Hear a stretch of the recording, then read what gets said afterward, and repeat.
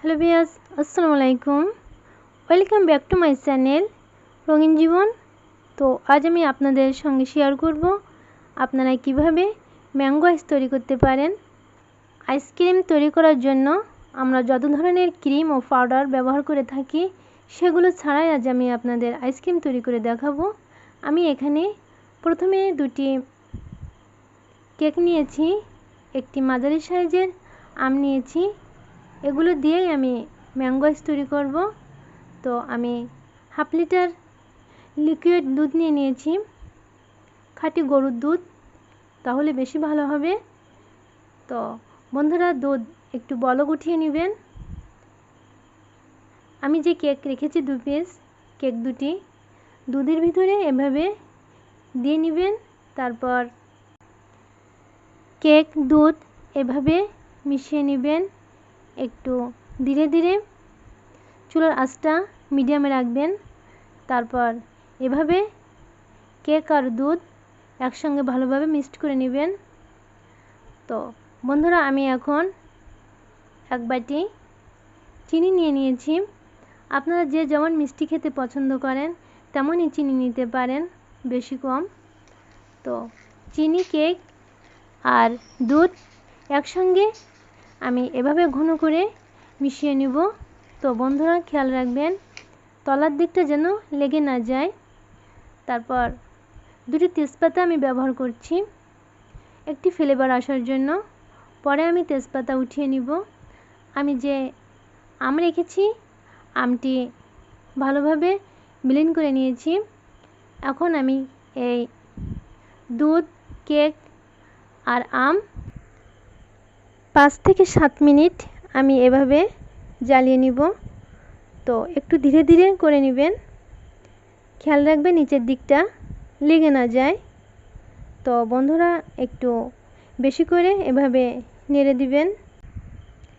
Mango আইস তৈরি করার উপযোগী হয়ে গেছে। তো বন্ধুরা, আমি দুটি বাটি নিয়ে নিয়েছি, কাচের বাটি।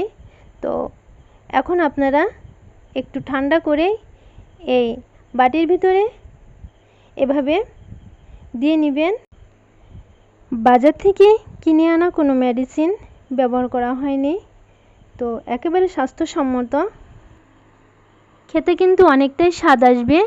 আপনারা বাসায় তৈরি করে নিতে পারেন। তো এখন আমি বাটি ঢেকে দিব। আপনারা যে কোনো কাগজ দিয়ে ঢেকে দিতে পারেন। তারপর ডিপ ফ্রিজে রেখে দিবেন পুরো একটা দিন। একদিন পরে দেখবেন কেমন হয়েছে। তো বন্ধুরা, আমি একটি আইস বক্স নিয়েছি। এই বক্সে আমি যে ম্যাঙ্গো আইস তৈরি করার জন্য যে ব্যাটার তৈরি করেছিলাম সেটাই দিয়ে নিব।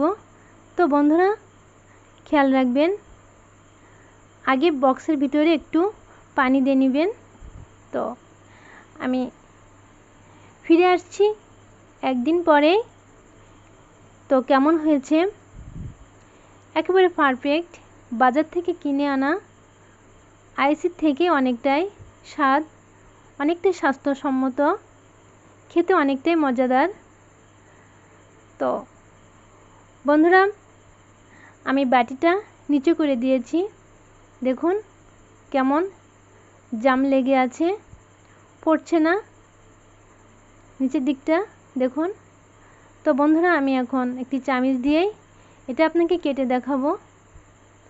তো চামচটা আমি নিচে করছি, তারপরও পড়ছে না। তো বন্ধুরা, আপনারা এভাবে বাড়িতে ম্যাঙ্গো আইস তৈরি করে খেতে পারেন। তো চলুন, আমি যে বক্সে রেখেছিলাম এখন সেই বক্সের আইসগুলো কেমন হয়েছে সেটা আজ আপনাদের দেখাবো। আইসক্রিম আপনি যখন বের করবেন তখন খেয়াল করবেন একটু ঠান্ডা পানির ভিতরেই আইসের বক্সটা বসিয়ে নেবেন 2 থেকে 3 মিনিট। তো বন্ধুরা, বেশিক্ষণ বসিয়ে রাখলে কিন্তু আপনার আইসটা ভিতরের দিক থেকে গলতে শুরু করবে। তো 2 মিনিটের মতনই আপনারা আইসের বক্সটা ভিতরে রেখে দিবেন পানির ভিতরে। তো বন্ধুরা, দেখুন কতটা সুন্দর হয়েছে। আপনারা এভাবে বাড়িতে ম্যাঙ্গো আইস তৈরি করে নিতে পারেন।